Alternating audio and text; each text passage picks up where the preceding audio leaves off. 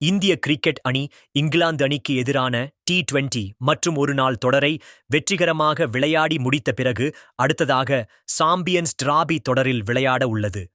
இந்த சூழ்நிலையில் இந்திய அணியின் முன்னாள் கேப்டன் கபில் தேவ் இந்திய வீரர்களின் போட்டி அட்டவணைகள் மற்றும் ஏற்படும் காயங்கள் என சில விஷயங்களை நுணுக்கமாக பேசியிருக்கிறார்.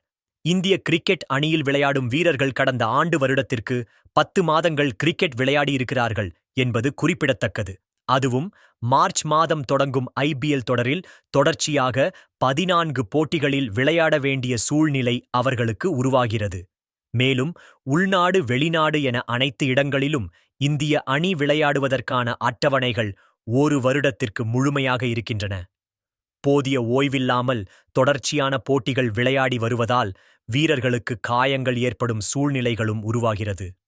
ஆஸ்திரேலிய தொடரில் பும்ரா காயமடைந்து வெளியேறியதால் தற்போது நடைபெற உள்ள சாம்பியன்ஸ் டிராபி தொடரில் விளையாட முடியாத சூழ்நிலையில் இருக்கிறார். இது அணிக்கு பெரிய பின்னடைவாக கருதப்படுகிறது. இந்த சூழ்நிலையில் இந்திய அணியின் கபில் தேவ் இது குறித்து சில முக்கியமான கருத்துக்களை கூறியிருக்கிறார்.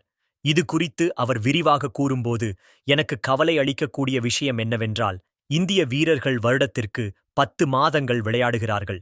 அதனால் காயம் என்பது பொதுவான விஷயமாக இருக்கும். மேலும் பும்ரா காயமடைந்தது பற்றி பேசுகிறீர்கள். அணியில் இல்லாத ஒருவரை ஏன் பேச வேண்டும்? இது ஒரு குழு விளையாட்டு அணி வெற்றி பெற வேண்டுமே தவிர தனிநபர் அல்ல. இது பேட்மிண்டன், டென்னிஸ் அல்லது கோல்ப் கிடையாது. இது குழுவாக விளையாடும் ஒரு கிரிக்கெட் போட்டியாகும்.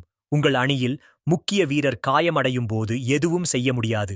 எனவே இப்போதைக்கு இந்திய அணிக்கு வாழ்த்துக்கள் மட்டுமே சொல்ல வேண்டும். இளைஞர்களை பார்க்கும்போது அவர்களின் தன்னம்பிக்கை நம்ப முடியாத வகையில் இருக்கிறது. நாங்கள் இளைஞர்களாக இருந்தபோது இந்தளவுக்கு எங்களுக்கு தன்னம்பிக்கை கிடையாது.